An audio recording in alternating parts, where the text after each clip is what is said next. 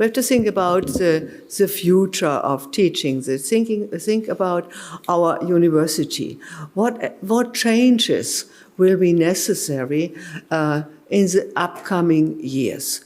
And I'm sure that directors of two very, very big universities, the largest universities in each country, will discuss this topic and maybe even worried about it very, very frequently. And we would like to hear your ideas and your concepts for the future. May I first ask you, Luís, to... Thank you. Following my talk before, I was looking at this topic as also a way to reimagine university's third mission. When we talk about this, sometimes we don't have the same meaning in different countries, in different universities. We talk about education, research, and innovation. Sometimes innovation very linked with research, but more and more people are talking about connecting the university with society. And this is what I want to talk a little bit about. Because usually this is kind of a secondary mission. It's not something that we feel that we should do in our universities. But we are all aware that we live in a world facing very complex problems. We talked about climate change, public health crisis, social inequality, fast technological change, the spread of misinformation. All these challenges cannot be solved only inside laboratories or in academic journals. They require cooperation between universities, governments, companies, and citizens. For this reason, the third mission must move from the margins of the university to the center of the university life. So for me, reimagining the third mission means changing how universities see their role. Instead of producing knowledge and later sending it out to society, I think universities should work together with society from the beginning, from the right beginning. Communities, professionals, public institutions, civil organizations can become partners in research and innovation. Knowledge is not only created by experts, it also is shaped by real experience, local needs, and social realities. So we are talking about co-creation. Another area is technology transfer. Universities develop new ideas, tools, and methods. Then we know and can create new companies, improve public services, or support social innovation. However, this process should not only be about profit. It should also consider fairness, accessibility, and long-term social benefits. Technology should serve society, not only markets. Education is also part of the transformation. Students should not only learn theories in classrooms, they should work on real projects with real social impact through community-based learning, internship in social organizations, and interdisciplinary projects. So this way we can prepare graduates not only for jobs, but for active citizenships. University can also play a very important role in public policy. They can provide scientific evidence to help governments design better laws and programs. But for these, scientists have to learn how to speak fluently with the politicians. If you are just waiting for them to ask for studies before getting decisions, we probably are running late.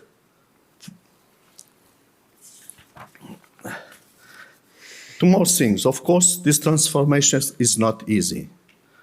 There are a lot of obstacles. Academic systems, we know, still reward publications more than social impact. It's not easy to transform one thing to another thing. I know that we are doing all an effort in this, especially in Europe, with COARA, with HR, excellence in research, and so on. But we have to do much more in this area, not just papers. To overcome these barriers, university needs to change their internal cultures and evaluation systems. Social impact should be recognized as a real academic value. Long-term partnerships with communities should be supported and protected. Ethical guidelines should ensure respect, transparency, and shared benefits. That's why we use always to have the research universities that are the Ivy League and so on. It's good, and they've done a very fantastic job. Then we have the learning universities, education universities. But now there are some universities, they are calling themselves civic universities. And we have to be in this balance. And the civic universities could be any of the other universities also. A research university can be a civic university also. So to make it short, and I'm sorry if I talk too much, why should we rethink about this term? What is the current context? First, global challenges that are very complex. Problems such as climate change, public health, and deep social inequalities cannot be solved only with the traditional academic knowledge. They require work across different disciplines, co-creation and close cooperation with social actors and communities and politicians. Again, we have a crisis, more in some countries than others, of trust in scientific knowledge. Anti-science movements and technological misinformation challenge the role of universities. The third mission can act as a bridge of trust between science and civil society. Also, the changes in work and local economies. We have been talking a lot about this, and it is real. The knowledge economy requires universities to be engines of innovation, entrepreneurship, and regional development, not only institutions and training graduates. We have to be outside. And again, and also social expectations for real impact. Thank you. Okay, thank you so much for your real comprehensive declaration and drawing a picture of the situation and the duties of the university. But looking at the time, as a moderator, I would like to pass over to Alojzy Nowak. Thank you. Thank you very much. Good morning. In Europe, the things are going in the following way. The older European Union members, they speak first and longer. So because we joined European Union later, Poland, I'm from Warsaw, so I will be speaking shorter. I will try to speak shorter. Mostly I agree with everything what Rector said. The world has changed very much. And we probably should look at the universities from two perspectives. One is the internal perspective, and another is the perspective from outside. We have approximately 45,000 students and 15 faculty members on different levels. So 60,000 different viewpoints about the university, what way the university should go. What is the future for the university?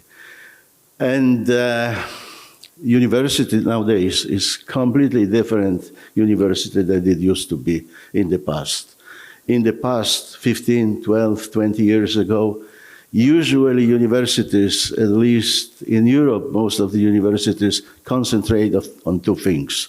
Number one, research. Number two, education. Just now, because of the changes in the world, not only changes within the European Union, there are other expectations. And one of the reasons is that universities are not very good financed in Europe. So universities are looking for money. Yesterday, we had nice sessions, and one of the Nobel Prize winners told us that he was fighting for money to run research 36 years. So I was happy that not only Polish universities or European universities are trying to get money from outside. There is no budgetary money. We have no British or American Anglo-Saxon system, so we cannot use up to now the money from endowment. So we are looking, or many universities are looking also for money from the private businesses, from the businesses at all. So to get the money to finance research, basic research and education, you have to do something also for the society or for the business. So we can say that from one perspective, we are concentrate on research, and later on, I will have 10 minutes, so I will explain you a little bit more maybe. And on the other side, we have been interested also in applied sciences, in applied education to get money and to make also stronger contact between businesses and the universities. This is one thing. But another thing is also that students are becoming very entrepreneurial. Students are very much interested in starting their businesses. So we have also regulate, and we have also to support them to build the startups, spin-offs, etc., etc. So this is also another perspective of the university. But European universities have some common problems. And the problems are East Coast and West Coast and Far East universities. They are very competitive. So recently also we decided within European Union, there are very many alliances. And University of Warsaw is one of them, with Heidelberg, Sorbonne, Milano, Copenhagen, Charles University, Geneva University. So we are going just now to build one European university, at least like the Brits did, Cambridge or Oxford, with one umbrella, just to compete with the East Coast, West Coast, and the Asian universities. And those things are going pretty well. Just now we built a platform where we teach more or less 3,500 students on all levels, bachelor, master degree, and PhD degree, in 2 or 3 languages, mostly in English, but also French, German, and the Polish not yet. And it works very well. But the problem is that within the European Union, frankly, no one understands research. So we have money for teaching, but we do not have money for research. And to build comprehensive university, to compete with other universities, you need money. So just now, universities put together so-called golden budget, and we support each other. If the projects are very good, they must be financed by definition. But of course, we are applying for more and more money to research. And of course, there have been changes, huge changes, because also of artificial intelligence. So part of the courses are being taught online. And at the beginning, everything was good. We are very pleased. Just now, we have been observing that the young generation, which used to be taught online, is fragile. So we are coming back, we are returning back to teaching in real terms, because we believe that seeing faces, understanding each other, or talking, discussing the problems each other, the situation will improve. So the question is, what you ask, what is the future for the universities? There are many opinions. We had a visitor, Sam Altman, who is the guy, owner and founder of ChatGPT, who announced the end of the universities, who announced that the universities must disappear because they are too conservative, they teach too much, they teach not properly, etc., etc. So I hope he is not right. But if we have time later on, maybe we can discuss that.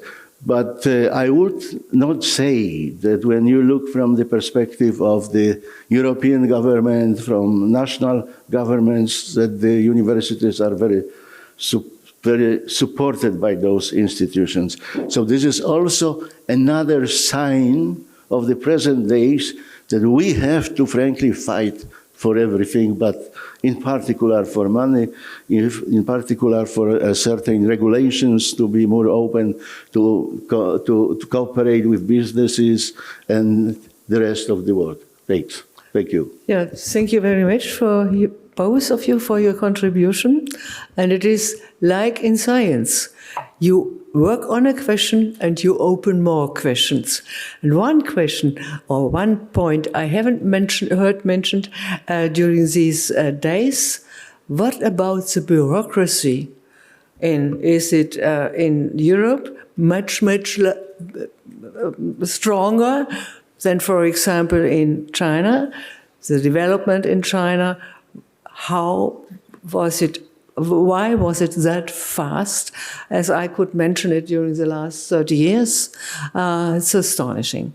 And maybe this is another question which has to be discussed. What can we do to bring good ideas, future ideas through?